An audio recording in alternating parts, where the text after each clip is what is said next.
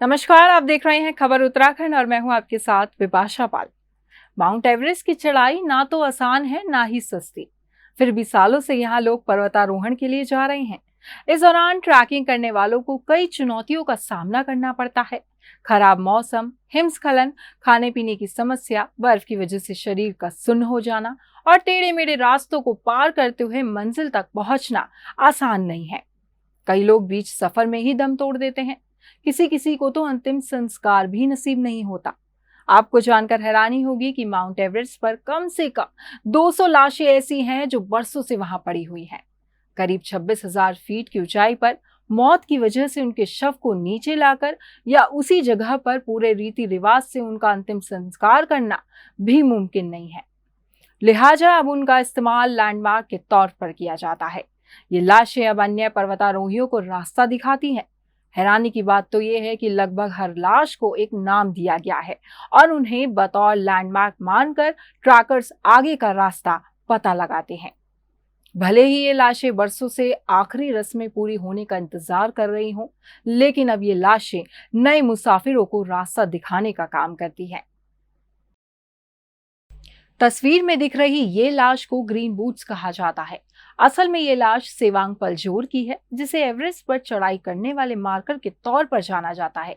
आज भी दुनिया इस लाश को किसी नाम से नहीं, बल्कि उसके जूते के रंग की वजह से ग्रीन बूट्स के नाम से जानती है। इस रास्ते पर 1924 से लेकर 2013 तक 248 यात्री मौत की नींद सो चुके हैं। इनमें 161 पश्चिमी देशों से आए पर्वतारोही थे, जबकि 87 स्थानीय शेरपा थे। साल 2014 में भी यहां बर्फीले तूफान की चपेट में आने से 16 लोगों की मौत हो गई थी। इसके बाद साल 2015 में भी कई बार बर्फीले तूफान आए और अपने पीछे कई लाशें छोड़ गए। इतना ही नहीं, ये वो रास्ता है जहां आप पूरी टीम के साथ चल रहे होते हैं, लेकिन जैसे ही आपकी हिम्मत छूटी, समझ लीजिए कि आप भी छूट गए। इस सफर के मुसाफिर अपने साथियों को एक ही पल में भूल जाते हैं। जिस साथी की सांसें फूलने लगती हैं, दूसरे साथी उसे छोड़कर आगे बढ़ जाते हैं। ऐसी ही एक घटना का जिक्र करें तो 1998 में ऐसी ही एक घटना हुई थी। बताया जाता है कि पर्वतारोहियों का एक दल 28,000 फीट की ऊंचाई को पार कर रहा था, जिसमें एक महिला भी शामिल थी। इस दल ने देखा कुछ दूरी पर एक शख्स पड़ा है जो मदद के लिए हाथ हिला रहा है। ये दल उस शख्स के पास पहुंचा तो पता चला कि वो एक महिला थी। उस महिला की सांसें फूल रही थी। उसके पास ऑक्सीजन की एक बोतल पड़ी थी जो बिल्कुल खाली थी। इस दल में मौजूद महिला चाहती थी कि उस महिला की जिंदगी बचाई जाए, लेकिन इस ग्रुप के पास एक्स्ट्रा ऑक्सीजन नहीं थी।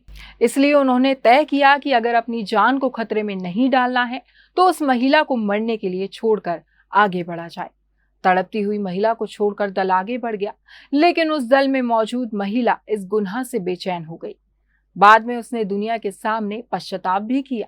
उसने बताया कि मरने वाली महिला मुझसे पूछ रही थी कि तुम मुझे इस हाल में छोड़कर आगे कैसे जा सकती हो। मरने वाली महिला का नाम फ्रांसिस था और वो अपने पति के साथ बिना ऑक्सीजन के ही माउंट एवरेस्ट को फतह करना चाहती थी, लेकिन डेड जोन में जाकर सांसें अटक गईं तो पति भी साथ छोड़कर आगे बढ़ गया और जिस दल से उसने मदद मांगी वो भी बिना मदद किए ही आगे चला गया। दरअसल ये वो डगर थी जहां अपनी जिंदगी को बचाने के अलावा कोई दूसरा जज्बा दिल में आता ही नहीं है। 26,000 फीट के बाद शुरू होता है खतरनाक रास्ता। 30,000 फीट के इस सफर में सबसे खतरनाक रास्ता शुरू होता है 26,000 फीट की ऊंचाई से आगे। ये जगह फाइनल बेस कैंप से ऊपर है और इसे डेड जोन कहा जाता है।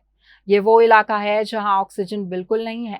यहाँ सर्दी की वजह से इंसान की हड्डियां अकड़ जाती हैं, जिसके बाद सांसें थमने में ज्यादा वक्त नहीं लगता। हालांकि अब तो दुनिया के सबसे ऊंचे पर्वत पर चढ़ना काफी आसान माना जाता है, क्योंकि मौजूदा दौर में कई तरह के हिफाजती इंतजाम होने लगे हैं। सैटेलाइट फोन्स के जरिए पर्वतारोही बाहरी दुनिया के कनेक्ट में रहते हैं, जिसकी वजह से मुसीबत के वक्त मदद की उम्मीद भी रहती है। आपको हमारी स्टोरीज कैसी लगती हैं, आप हमें कमेंट करके जरूर बताइएगा और देखते रहिए खबर उत्तराखंड।